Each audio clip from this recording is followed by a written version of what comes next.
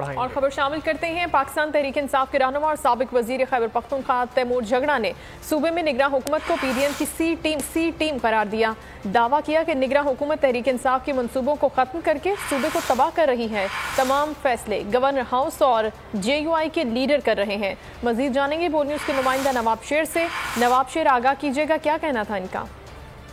جی، پختونخوا میں تحریک انصاف کے شروع کردہ بہت سارے منصوبے جو ہے وہ ختم کر دیے گئے ہیں۔ میرے ساتھ اس وقت پاکستان تحریک انصاف کے رہنما تیمور سلیم جگڑا صاحب موجود ہیں، اس حوالے سے بات کرتے ہیں۔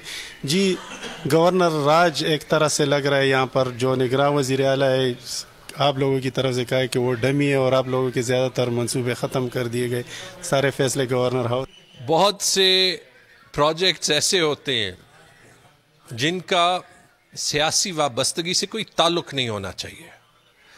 جو سب سے زیادہ افسوس ہوا نا، وہ جو انہوں نے کارروائی کی صحت کارڈ کے ساتھ، گورنر نے اپنے آپ کو ایک مذاق بنایا ہے۔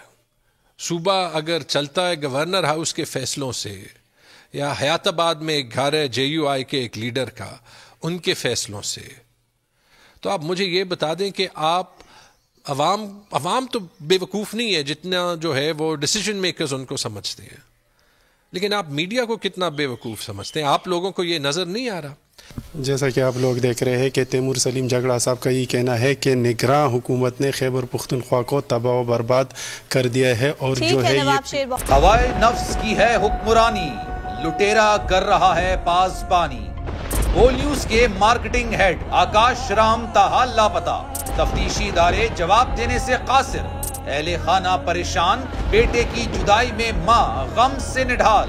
جو بچو ہندو ہوا پر آئے تھے جو کو پاکستانی، مکھے مہربانی کرے پنجو آکاش واپس کیو۔ حکومت سے بے قصور اور محب وطن بیٹے کی بازیابی کے لیے فریاد۔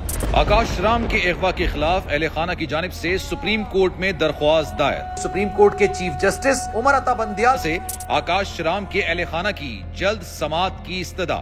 مشکل کی اس گھڑی میں عالمی میڈیا نے بھی اٹھائی آواز۔ سی این این، آج تک، انڈیا ٹوڈے، ٹائمز ناؤ سمیت عالمی میڈیا نے آکاش رام کے اغوا کے خلاف دیا بول کا ساتھ۔ اف کیا ظلم ہے، بول انصاف کا منتظر۔ سبسکرائب کریں اور بیل دبائیں تاکہ کوئی خبر رہ نہ جائے۔